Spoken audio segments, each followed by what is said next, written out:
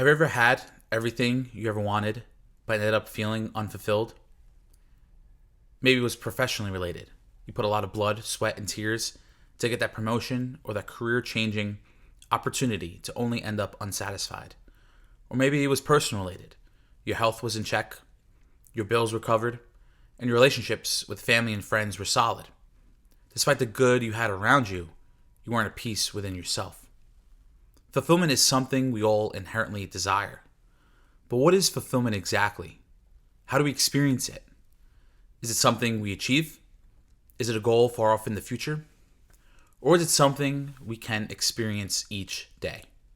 In this episode of the Passion with Purpose show, we're going to address all of these questions and much, much more.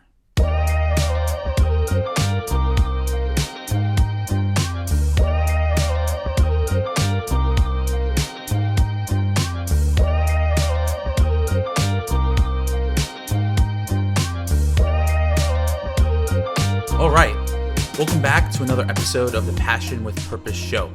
I am pumped to have you with me. Let's dive right in. At the top of this episode, I posed a question before you. Have you ever had everything you ever wanted, but ended up feeling unfulfilled? I've personally been there, and if I'm being honest, it was the best experience I never want to have again. I experienced depression and elements of hopelessness I never encountered before. But through that experience, I uncovered a blueprint for purposeful living that gives me hope to this day.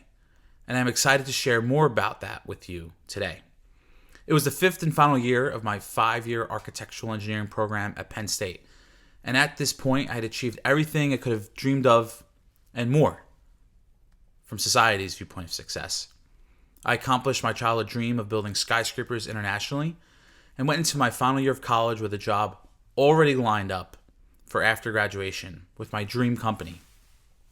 Personally, I had incredible friends in my life, and I was very involved in extracurricularly. I had served as a president for multiple student organizations and was well known in various social circles. I was even recognized as the nation's new face of civil engineering. I don't mention all this to come off prideful. Trust me, that's not my intention. In short, everything was solid in my life. So it seemed. But within me, I knew something was off. Within a few short months of my last year at Penn State, I found myself battling severe anxiety and depression. I was even considering withdrawing from school. I really didn't know what to do. I feel as though I cannot do this full story justice in one short podcast episode. So I encourage you to check out my book, Passion with Purpose, The Fire Within, Building a Life of Fulfillment, Destiny, and Impact, where I detail it more. In fact, you can access part 1 of my book for free by going to passionwithpurpose.org/fulfillment. In this part of the book, I talk more about this battle I faced back in college and how it led me to where I am today. But anyway, let's get back to this episode. It was my last year of college. I was accomplished, but my accomplishment was met with a lack of fulfillment, and I ended up spiraling into a whirlpool of anxiety and depression. The truth is that there are multiple dimensions of fulfillment.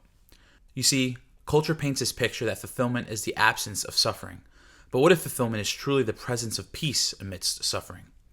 At this stage of my life, I've come to the humble realization that life comes in seasons. Good seasons and even painful seasons. King Solomon writes in Ecclesiastes, and I paraphrase, "For everything there is a season, and a time for every matter under heaven. A time to break down and a time to build up, a time to weep and a time to laugh, a time to mourn and a time to dance." A question for us to ponder is, how do we dance in the rain or even amidst the hurricanes of life? As much as we would like to, we cannot outrun the adversities of life.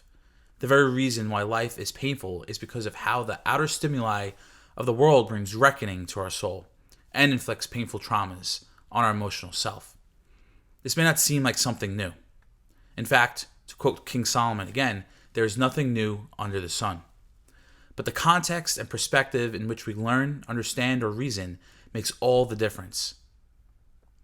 It wasn't that I snapped out of nowhere during my final year of college and spiraled into depression. For the years leading up to it, I knew there was something going on within me. It all simply came to a head during that final year.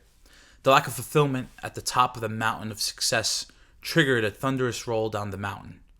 I was always self-aware seeking personal growth opportunities, and consistently seeking the support of counselors and others. When I was at my lowest, my gut made it pretty clear that I wasn't just up against a clinical mental health concern. I knew somehow, some way, that what I was going through was connected to emotional traumas I had experienced in my preteen and teenage years.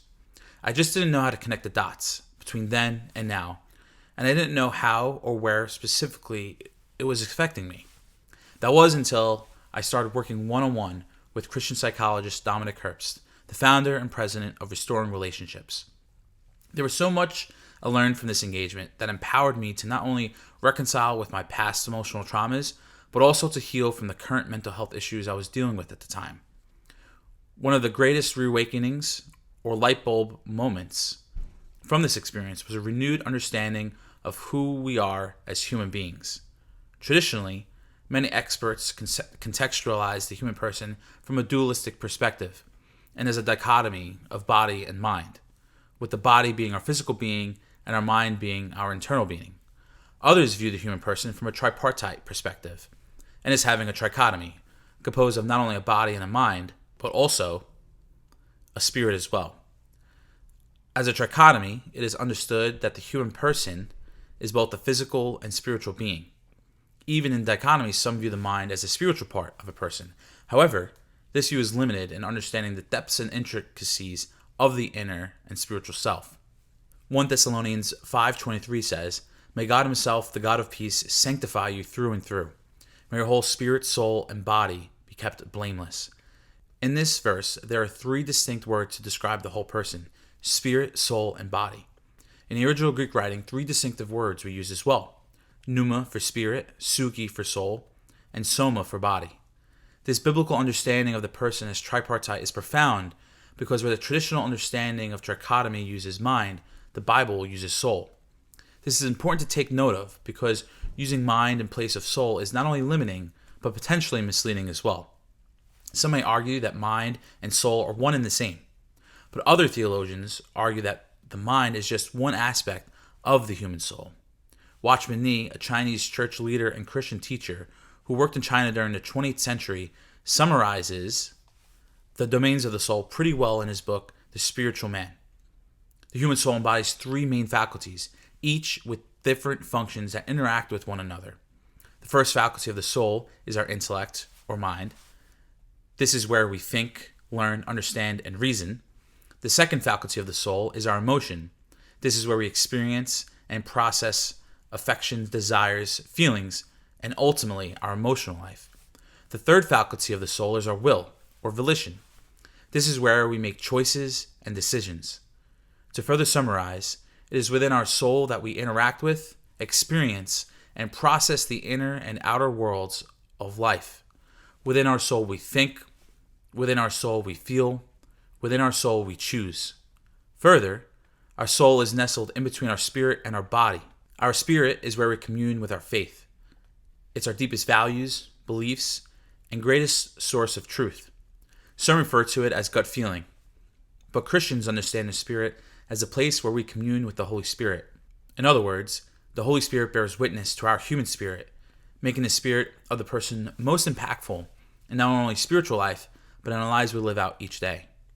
In short, our spirit is our connection to the spiritual realm. On the contrary, the body is composed of our five senses: sight, smell, touch, sound, and taste. Our body is our connection to the physical world. Our soul is right between our spirit and our body, which makes the soul so important. It aids us in processing the physical and spiritual worlds and empowers us to reason, feel, and make decisions. In short, our beliefs determine our thoughts and emotions, and then our actions. It is up to us to decide where our beliefs come from the truth in our spirits, or from the mirage of truth in our bodies and the outside world. The processing and eventual decision making of our beliefs takes place in our soul, which then propels towards an outward action and behavior. I want to take this one step further. Proverbs 4:23 says, "Above all else, guard your heart, for everything you do flows from it." The Hebrew word used for heart here is the Hebrew word labab, which means or refers to the inner man, hence our soul. I point this out to say that what's going on in our soul determines our actions. This is what passion is. Passion isn't simply a hobby or something we do. It's the energy within us that brings forth action. I want you to imagine the human soul as a combustion engine and mixing chamber. Like a fire is the product of oxygen, heat, and fuel, so too is our soul the product of intellect, emotion, and will. This is why I always coach others to not follow passion, but to build passion, to build a passion that is healthy through the self-edification of human intellect, emotion, and will. At this point, you might be wondering what the spirit, soul, and body has to do with fulfillment, or you might want extra clarity on the association between the human soul and passion. So let me conclude with a few practical and pragmatic summary points. Point number 1, we experience grief, pain, and suffering in our soul. We also experience fulfillment and peace in our soul. God has gifted us with a soul, and along with it, free will. How we steward our soul determines how we experience life. At this moment in history, we have never had more access to external stimuli and artificial means for dopamine and truth. We must be persistent in seeking the truth nestled within our spiritual lives and God's truth in guiding our souls. The more we can shepherd our souls into the caretaking of the spirit versus control of the body, the more fulfillment and peace we can experience, no matter what is going on around us. Point number 2, fulfillment isn't something material. Fulfillment is a spiritual experience, and we do possess the ability to experience fulfillment, even amidst the storms of life, when we lean into the virtues of faith, hope, and charity with fortitude. Point number 3, fulfillment isn't a goal far off in the future or something we achieve. Fulfillment is something we can experience each day. Fulfillment is a choice rooted in faith and hope. Now, this is a statement that may come off controversial and even very difficult to wrap one's mind around. But that is okay. The key point I'm trying to emphasize is that fulfillment is not the absence of suffering, but the presence of peace amidst suffering. The only true way to be empowered to dance during the hurricanes of life is by making the humble decision to submit the care and provision of our soul to God by stewarding our soul into the Spirit for the Lord's care and ministering. I wish I could leave you with a more simple advice or encouragement that is easy to follow. But let us not be tempted to pursue artificial means of fulfillment or follow another how-to instruction manual on fulfillment outside the truth of what God has already revealed to us. Let's not pray for easier lives, but pray to be stronger men and women, people who find fulfillment in God and His truth, and not in the fallacies of the world we find ourselves in. If you want to go deeper on understanding the spirit, soul, and body, and the association between the human soul and passion, then I encourage you to visit passionwithpurpose.org/fulfillment, where you can access the part of my book for free that goes into greater detail on this topic. I hope you enjoyed this episode of the podcast, and I hope you enjoy part 1 of my book for free.